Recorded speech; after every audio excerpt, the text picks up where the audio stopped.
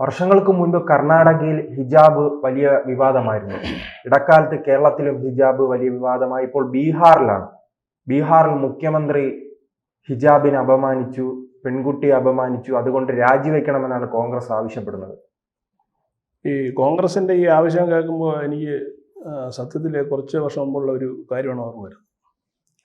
കോൺഗ്രസിൻ്റെ സീനിയർ നേതാവ്, അടുത്ത രാജസ്ഥാൻ മുഖ്യമന്ത്രി എന്ന അശോക് ഗെഹ്ലോട്ട്, അദ്ദേഹം ഇതുപോലെ പൊതുപരിപാടിയിൽ വെച്ചിട്ട് ഒരു ഹിന്ദു യുവതിയുടെ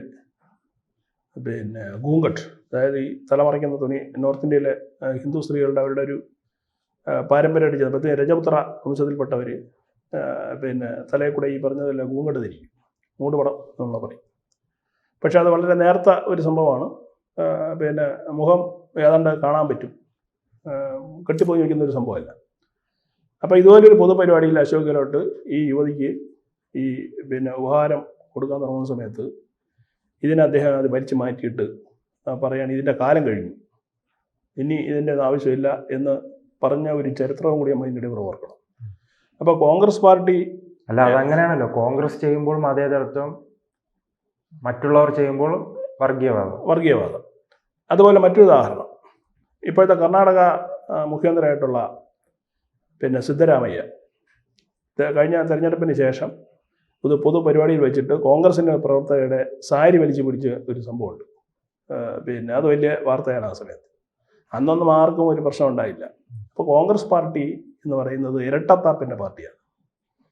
എങ്ങനെയെങ്കിലും സമൂഹത്തിൽ മതസ്പർദ്ധ ഉണ്ടാക്കുക, തമ്മിലടിപ്പിക്കുക എന്നുള്ളതാണ് ഒരു പ്രധാനപ്പെട്ട ലക്ഷ്യം. അത് ദേശീയ തലത്തിലായാലും കേരളത്തിലായാലും ഇവർ പയറ്റുന്ന ഒരേ തന്ത്രം തന്നെയാണ്. മുസ്ലിം സമൂഹത്തിൻ്റെ ഇടയിൽ ഒരു ഭീതി പടർത്തി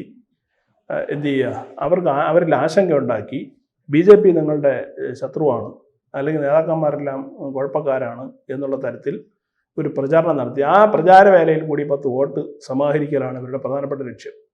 എന്നിട്ട് മറുവശത്ത് ഹിന്ദുക്കളെ നന്നായിട്ട് അപമാനിക്കുകയും ചെയ്യും. അപ്പോൾ ഹിന്ദുക്കളുടെ ആചാരത്തെ, അവരുടെ രീതികളെയൊക്കെ കോൺഗ്രസിന് ആക്ഷേപിക്കാം. അന്ന് ഈ ഗെഹ്ലോട്ട് ചെയ്തത് BJP പ്രതികരിച്ചൊന്നുമില്ല ഒരു രാഷ്ട്രീയ പാർട്ടി നിലയിൽ. ഇതൊന്നും രാഷ്ട്രീയ പാർട്ടിക്കാർ പ്രതികരിക്കേണ്ട വിഷയമല്ലേ. ഇനി ഈ നിതീഷ് കുമാർ, ബീഹാറിൻ്റെ മുഖ്യമന്ത്രി, ഒരു പൊതുപരിപാടിയിൽ, അതായത് ആയുഷ് മന്ത്രാലയത്തിൻ്റെ കീഴിലുള്ള നിയമന ഉത്തരവ് കൈമാറ്റം ചെയ്യുന്ന ഒരു ചടങ്ങായിരുന്നു.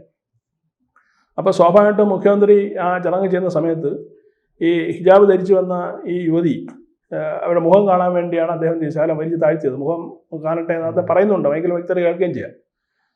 പക്ഷെ അതിനെ മുസ്ലിം സമൂഹത്തെ അപമാനിച്ചു എന്നൊക്കെ പറയുന്നത് എന്ത് അർത്ഥത്തിലാണ് എന്ന് മനസ്സിലാവുന്നില്ല.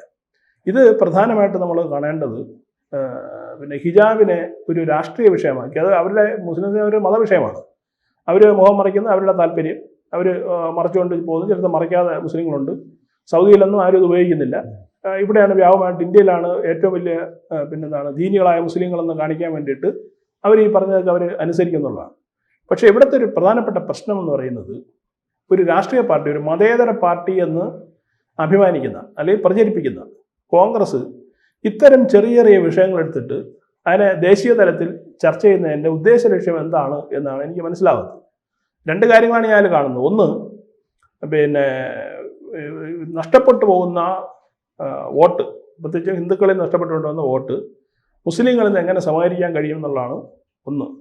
2, ബീഹാറിലേറ്റ കാലത്ത് തിരിച്ചടി, ആ നാണക്കേടിൽ നിന്നും തൽക്കാല ശ്രദ്ധ മാറ്റുക. അതിന് പറ്റിയ പരിപാടി എന്ന് പറയുന്നത് ഇങ്ങനെയുള്ള ഈ മതസ്പർദ്ധ ഉണ്ടാക്കുക എന്നുള്ളതാണ്. അതുകൊണ്ടാണ് RJD അതിനെ ഏറ്റുപിടിച്ചത്. ബീഹാറിലെ തേജസ്വി യാദവിന്റെ നമുക്കത് അങ്ങനെ വില കുറച്ച് കാണാൻ കഴിയുമോ? കാരണം വർഷങ്ങൾക്ക് മുൻപ് കർണാടകയിൽ ഇത്തരം പ്രശ്നം അന്ന് ഉയർത്തിക്കാട്ടിയിരുന്നു. അത് കൃത്യമായി മുതലാക്കാൻ അന്ന് ന്യൂനപക്ഷങ്ങളുടെ വോട്ട് കൃത്യമായി തങ്ങളുടെ വോട്ട് ബാങ്കായി മാറ്റുവാൻ കോൺഗ്രസിന് കഴിഞ്ഞു. അങ്ങനെയാണ് ഈ മംഗലാപുരം അടക്കമുള്ള പല മേഖലയിലും ഈ മുസ്ലിങ്ങളും അതോടൊപ്പം തന്നെ ന്യൂനപക്ഷം തിങ്ങിപ്പാർക്കുന്ന മേഖലയിൽ കോൺഗ്രസിന് വലിയ വിജയമുണ്ടായി. അപ്പോൾ ഈ ഹിജാബ്, കേരളത്തിൽ ഹിജാബ് പ്രശ്നം വന്നു, അപ്പോഴും ആ മേഖലയിലെല്ലാം വിജയം കൊയ്തിരിക്കുന്നതാണ് കോൺഗ്രസ് ആണ്. തീർച്ചയായിട്ടും. അതായത് ഈ കർണാടകയിലെ വിഷയം എന്ന് പറയുന്നത് ഈ കോളേജുകളിൽ പ്രവേശനവുമായി ബന്ധപ്പെട്ട യൂണിഫോമുമായി ബന്ധപ്പെട്ട വിഷയമായിരുന്നു. അത് കോളേജുകൾക്ക്, അത് കോടതി അനുകൂലമായി പറയുകയും ചെയ്തല്ലോ.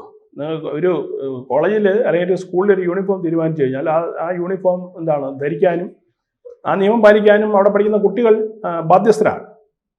അങ്ങനെ നല്ല അഡ്മിഷൻ കൊടുക്കുന്നത്. പക്ഷേ ബോധപൂർവമായി, അതായത് SDPI സംഘടനയുടെ നേതൃത്വത്തിൽ കുറേ പെൺകുട്ടികളെ ഈ ഹിജാബ് ധരിപ്പിച്ച് കണ്ണ് മാത്രം കാണുന്ന രീതിയിൽ ഒരു ഗ്രൂപ്പായിട്ട് കയറ്റി വിടുകയാണ്. അപ്പോൾ സ്വാഭാവികമായിട്ടും എന്തുണ്ടാവും, ഒരു സ്കഫ്ലുണ്ടാക്കും. അതിനെയാണ് പിന്നീട് കർണാടകയിൽ വിഷയമായിട്ട് മാറുകയും കോൺഗ്രസ് സിദ്ധരാമയ്യയുടെ സർക്കാർ വൻതോതിൽ ഇവർക്ക് പിന്തുണ കൊടുക്കുകയും ചെയ്തത്. എന്നിട്ട് കോളേജിൽ കയറി നടപടി എടുക്കാൻ തീരുമാനിക്കുകയും ചെയ്തു. നമ്മൾ കണ്ടല്ലോ 2 മാസം മുമ്പ് എറണാകുളത്ത് ഒരു സ്കൂളിൽ, ഒരു ക്രിസ്ത്യൻ മാനേജ്മെൻറ്റ് സ്കൂളിൽ ഇതുപോലെ ഒരു കുട്ടി പർദ്ദ ധരിച്ച് ചെന്നപ്പോഴത്തേക്ക് അവർ പറഞ്ഞു നമ്മുടെ യൂണിഫോമിന് പറ്റിയതല്ല, നിങ്ങൾ മാറണമെങ്കിൽ എന്ത് കോലാഹലമാണ് കേരളത്തിലുണ്ടായത്. അതും കോൺഗ്രസ് ഏറ്റുപിടിച്ചില്ലേ ഇവിടെ കോൺഗ്രസ് ഏറ്റുപിടിച്ചല്ലോ. മുസ്ലിം ലീഗാണല്ലോ ഇവരുടെ കൂടെയുള്ള പാർട്ടി, ഇവരുടെ ഏറ്റവും പ്രധാനപ്പെട്ട ചങ്ങാതി എന്ന് പറയുന്നത്. മുസ്ലിം ലീഗിൻ്റെ ജാഥയിൽ, കാസർഗോഡ് ജാഥയിൽ അമ്പലതറയിൽ കെട്ടിത്തൂക്കി പച്ചക്കെട്ട് കത്തിക്കുമെന്ന് ലീഗിൻ്റെ അണികൾ മുദ്രാവാക്യം വിളിച്ചില്ലേ. അപ്പോൾ ഇത് സൂചിപ്പിക്കുന്നതെന്ന് പറയുന്നത് കോൺഗ്രസിൻ്റെ ഹിന്ദു വിരുദ്ധതയാണ്. അപ്പോൾ ഈ ഹിന്ദു വിരുദ്ധത എന്ന് പറയുന്നത് അവരുടെ ഒരു ഐഡിയോളജി ആയിട്ട് മാറിക്കഴിഞ്ഞു. ദേശീയ തലത്തിൽ പോലും, കേരളത്തിൽ മാത്രമല്ല ദേശീയ തലത്തിൽ പോലും അങ്ങനെ ഒരു സംഭവമായിട്ട് മാറിക്കഴിഞ്ഞു. അതിൻ്റെ ഒരു റിഫ്ലക്ഷനാണ് കഴിഞ്ഞ ദിവസം ഈ സംഭവത്തെ ഏറ്റെടുത്ത് കോൺഗ്രസ് ദേശീയ തലത്തിൽ ഇത് ചർച്ചയാക്കാൻ വേണ്ടി ശ്രമിക്കുന്നത് എന്നുള്ളതാണ് വസ്തുത. അപ്പോൾ ഇതിനെ രാഷ്ട്രീയപരമായി വരുന്ന തെരഞ്ഞെടുപ്പുകളിൽ ഗുണമാക്കുമോ? പ്രത്യേകിച്ച് ആസാം തെരഞ്ഞെടുപ്പുണ്ട്, ബംഗാളുണ്ട്, അവിടെയെല്ലാം വലിയ രീതിയിൽ ന്യൂനപക്ഷങ്ങൾ തിങ്ങിപ്പാർക്കുന്ന ഒരു മേഖലയാണ്. അത് ലക്ഷ്യമിട്ടായിരിക്കുമോ ഈ വിവാദം? അല്ല, അത് ലക്ഷ്യമിട്ടായിരിക്കും അവർ വിവാദം ഉണ്ടാക്കുന്നത്. പക്ഷെ അത് ഗുണം ചെയ്യുന്നത് മറുഭാഗത്ത് BJP ആയിരിക്കും. കാരണം ഇപ്പോൾ ആസാമിൻ്റെ കേസെടുത്താലും ആസാമിൽ വൻതോതിൽ ഈ ഇല്ലീഗൽസ്, അതായത് നോഞ്ഞേറ്റക്കാർ വ്യാപകമായിട്ടുള്ള സ്ഥലമാണ് ആസാം. അതിന് ആളുകളെല്ലാം പുറത്തായിക്കൊണ്ടിരിക്കുകയാണ്. ഒരു ഹിന്ദു റിവൈവലിസം ആസാമിൽ നടന്നുകൊണ്ടിരിക്കുന്നത് ഹിമന്ത ബിസ്വ ശർമ്മയുടെ നേതൃത്വത്തിൽ. അതായത് നിങ്ങൾക്ക് നിങ്ങളുടെ സംസ്കാരത്തെയും നിങ്ങളുടെ മതത്തെയും ധൈര്യപൂർവ്വം ഫോളോ ചെയ്യാനും അതിൻ്റെ ആചാരങ്ങൾ പാലിക്കാനുള്ള അവകാശം നിങ്ങൾക്കുണ്ട് എന്ന് ശക്തമായി പിന്തുണ കൊടുക്കുന്നതിന് മുഖ്യനാണ് ഹിമന്ത ബിസ്വ ശർമ്മ. അപ്പോൾ അതുകൊണ്ട് തന്നെ ആസാമിൽ ഈ സംഭവം കുറച്ച് കൂടുതൽ BJPയിലേക്ക് വോട്ടടുപ്പിക്കുകയുള്ളൂ. സമാനമായിട്ടാണ് ബംഗാളിൽ ആൾറെഡി ഒരു പൊളാറൈസേഷൻ വന്നു കഴിഞ്ഞു ഹിന്ദുക്കളും മുസ്ലിങ്ങളും തമ്മിൽ. അത് മമതാ ബാനർജിയുടെ ഇടപെടലാണ്. ഇപ്പോൾ ഈ അടുത്ത കാലത്ത് അവിടെ ബാബറി പള്ളി നിർമ്മിക്കുമെന്നുള്ള ഒരു പരിപാടി അവിടെ നടന്നല്ലോ. സ്വാഭാവികമായിട്ടും അവിടുത്തെ ഹിന്ദുക്കളും ഈ പറഞ്ഞതുപോലെ മാറി ചിന്തിച്ചു. ഞങ്ങളിനി ഒരുമിച്ച് നിന്നാൽ മാത്രമേ നമുക്കിനി മുന്നേറ്റമുള്ളൂ എന്നൊരു തിരിച്ചറിവ് ബംഗാളിലെ ഹിന്ദുക്കൾക്കിടയിൽ ഉണ്ടായിട്ടുണ്ട്. അതാണ് അവിടെ ലക്ഷക്കണക്കിന് ആളുകൾ പങ്കെടുത്ത ഒരു ഗീത റിസൈറ്റിലൊക്കെ കൊൽക്കത്തയിൽ നടക്കാനുള്ള കാരണം എന്ന് പറയുന്നത്. ഈ ഒരു ബോധം ഇനിയും ഉണ്ടാവാത്തത് കേരളത്തിലെ ഹിന്ദുക്കളിൽ മാത്രമാണ്. അത് നമ്മൾ തദ്ദേശ തെരഞ്ഞെടുപ്പിൽ നമ്മൾ കണ്ടതാണല്ലോ. തദ്ദേശ തെരഞ്ഞെടുപ്പിൽ വ്യാപകമായിട്ട് ഈ വോട്ട് ആർക്ക് തന്നെ കൊടുത്തു? കോൺഗ്രസിന് തന്നെ കൊടുത്തു ആളുകൾ.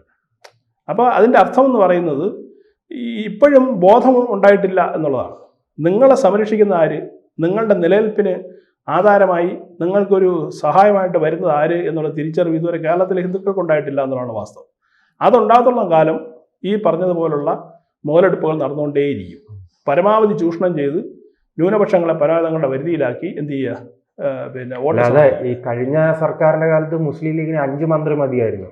ഇത്തവണ അത് വേണമെങ്കിൽ ഇരട്ടി ചോദിക്കും. അല്ല, ഒരു പക്ഷേ UDF അധികാരത്തിൽ വരികയാണെന്നുണ്ടെങ്കിൽ ചിലപ്പോൾ ലീഗിന്റെ മുഖ്യമന്ത്രി വന്നാലും അത്ഭുതപ്പെടാനില്ല. കാര്യം അത്രത്തോളം. കാരണം നമ്മൾ കണ്ടില്ലേ 33 ജില്ലാ ഡിവിഷനുകളിൽ മലപ്പുറത്ത് മുഴുവനും UDF ജയിച്ചു. അവിടെ വോട്ട് ജോലിയില്ല. രാഹുൽ ഗാന്ധി പറയുന്നത് പോലെ ഒരു സ്ഥലത്തുള്ള എല്ലാവരും ഒരു പാർട്ടി തന്നെ ജയിച്ചു കഴിഞ്ഞാൽ അവിടെ വോട്ട് ജോലി നടന്നു എന്നല്ലേ അദ്ദേഹത്തിൻ്റെ അഭിപ്രായം. അങ്ങനെയാണെങ്കിൽ ലീഗുകാർ വോട്ട് ജോലി ചെയ്തില്ലേ? ഇപ്പം മിണ്ടുന്നില്ലല്ലോ.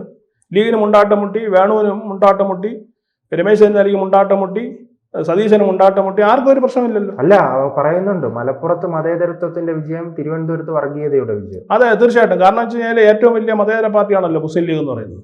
BJP ഏറ്റവും വലിയ വർഗീയ കക്ഷി. BJPയിൽ ഈ പറഞ്ഞതുപോലെ ക്രിസ്ത്യാനികളും മുസ്ലിങ്ങളും ഒക്കെ ജയിച്ചിട്ടുണ്ട്. ഈ ലീഗിൻ്റെ സ്ഥാനാർത്ഥി പട്ടികയിൽ ഒരു ഹിന്ദു ഉണ്ടോ? ഒരു ക്രിസ്ത്യാനി ഉണ്ടോ?